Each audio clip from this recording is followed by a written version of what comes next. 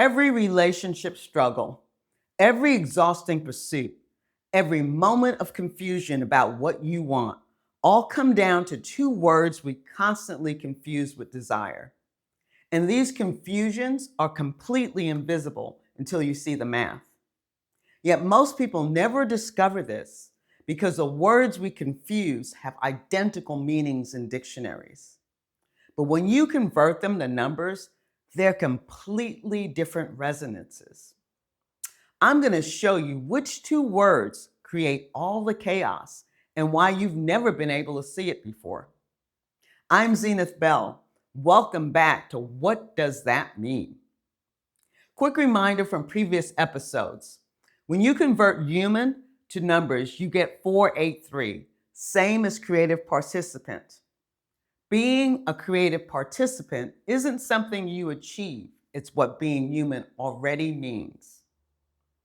Pay attention with a 257 resonance equals create. When you pay attention to something, you're creating it. And we saw how the attention extraction economy harvests your creative capacity by occupying your hosting space with manufactured desires. Today, I'm showing you what creates the desire mix-up. There are two confusions that become visible when you see the numeric patterns. You've been told desire is something to chase or transcend. But when you convert it to numbers, here's what shows up. Desire equals 156, which is equal to pure love.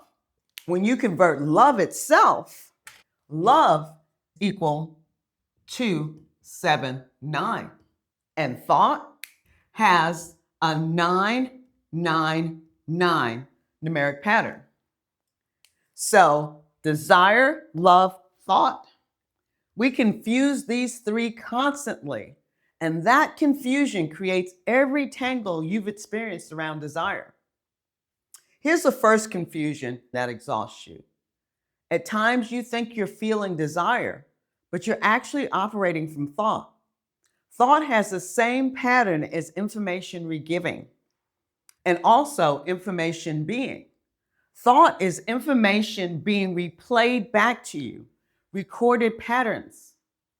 This is why spiritual and self-help teachings that say everything begins with thought have it backwards. They're directing you to operate through replaying recorded patterns. That's disembodied spirituality, information devoid of life's creative force. When you think about what you desire, you're not accessing your alignment with creative force. You're replaying recorded information. You think, I desire this career. But are you regurgitating thoughts about security, status, or what your parents expected? When you say, I desire that lifestyle, are you replaying manufactured images and cultural programming? How about saying, I desire this relationship? Are you trying to create past satisfactions and fill perceived lack? The attention extraction economy exploits this brilliantly. Social media triggers thoughts about what you should want, and thought equals information regiving. You're regurgitating programmed information back to yourself and believing it's your authentic desire. But it's not. It's information being replayed. Your actual desire, alignment with creative force, flows from the generative source. When you confuse these patterns, you exhaust yourself chasing what you think you should want instead of flowing with what actually wants to express through you. Now, here's the second confusion. And this one tangles relationships completely. Desire has the same pattern as pure love and alignment with creative force. Love equals the creative force of life. Both are 279.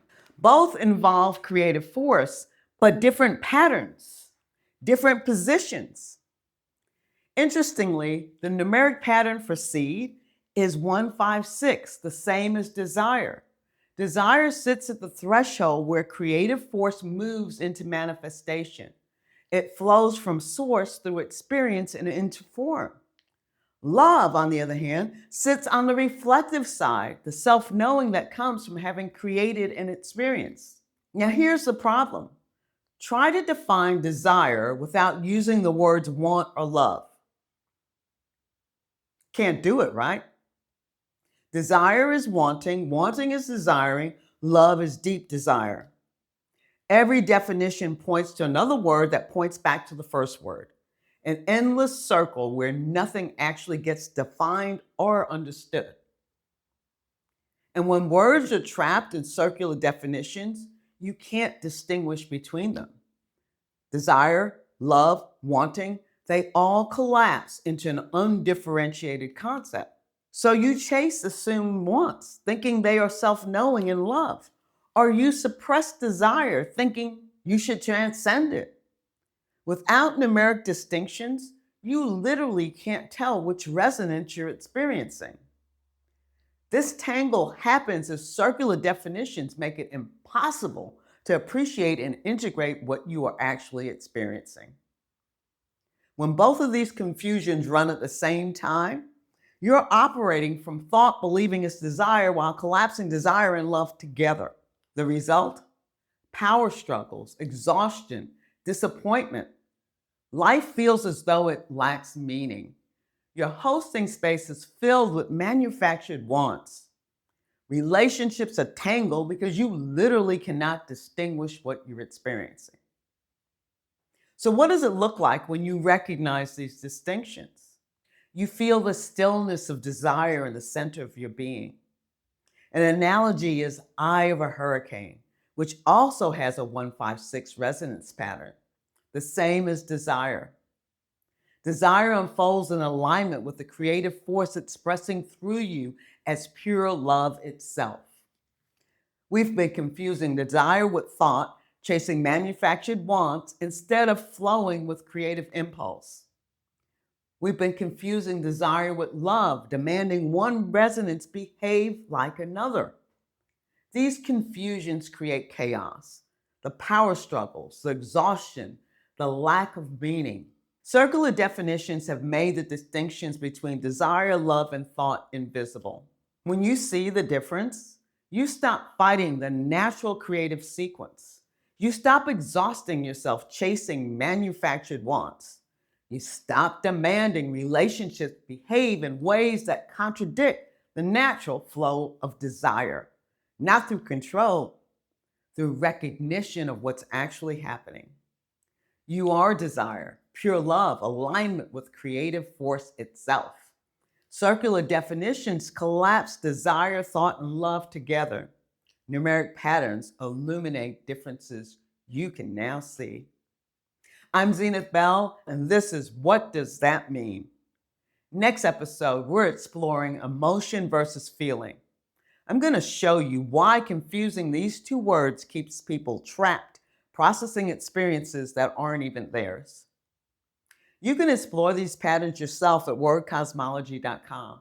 There's a free calculator where you can convert any word, plus a free ebook, and you will find a growing list of words and phrases with an in-depth analysis.